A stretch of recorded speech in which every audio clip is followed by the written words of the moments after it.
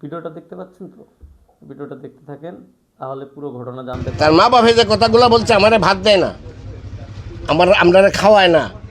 বাড়ির থেকে যে ছেলেটারে বিতাড়িত করছে, এই ছেলেটা এই নোরপুর থেকে এসে বেশ কিছুদিন এই বিয়ার করিয়া অনেক দিন থেকে এখানে কষ্ট করছে, ভীষণ কষ্ট করছে।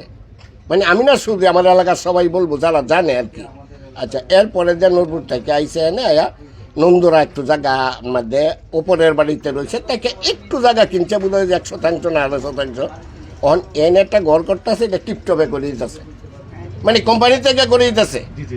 এই বিষয়গুলো দেখিয়া তার মা বাবার সহ্য হইতেছে না, মনে করছে যে আমার ছেলে লাখ কোটি কোটি টাকা কামাইতেছে। এই যে এখন সে এই যে এরা বলছে যে আমরা বাদ কাপড় দেয় না, তার জীবনটাই তো পালতে পারে না, তো ওদেরকে বাদ দিব কেমনি? আর দিতে চায়। আমি যদি আমার মারে ভাত, আমার বাবারে ভাত কাপড় দিতে চাই, আমার মা যদি ইচ্ছা করে, বাবা ইচ্ছা করে না খায়, তখন আমার কি করার আছে? রিপন তো অনেক কুটিপতি, কুটিপতি তো কারণ হচ্ছে কুটিপতির বাড়ি তো এরকম থাকে। দুই পোলা, একটা মেয়ে একটা ছেলে লইয়া আমি তারে লইয়া আমি অনেক সুখী আছি। মানে আমার বক্তব্য এটাই, আমি মনে করি কেউ কিনো করবো, আমি এসব কানে নেই না, আমি হেরে নিয়ে অনেক সুখী আছি।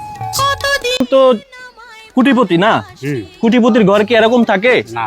হ্যাঁ, আচ্ছা, রিপনের বাবা মা যে অভিযোগটা করেছে, বাবা মাকে খাবার দিচ্ছে না, তারপরে টাকা পয়সা দিচ্ছে না, এই বিষয়টা কতটুকু সত্য আমাকে বলবেন। না, এটা রিপনের যথেষ্ট পরিমাণ টাকা পয়সা এর বাবারে দে, মারে দে বলে, কিন্তু এরা এটা সঠিক কথা কইছে না। আচ্ছা, কোনো মা বাবা কি সন্তানের সাথে অন্যায় করে না? সেটা নিয়ে তো কখনো নিউজ হইতে দেখি না। শুধু সন্তানরাই কি মা বাবার সাথে অন্যায় করে? এই প্রশ্নের জবাবটা দিয়ে যাবেন। যারা ভুক্তভোগী তারা অবশ্যই কমেন্ট করবেন।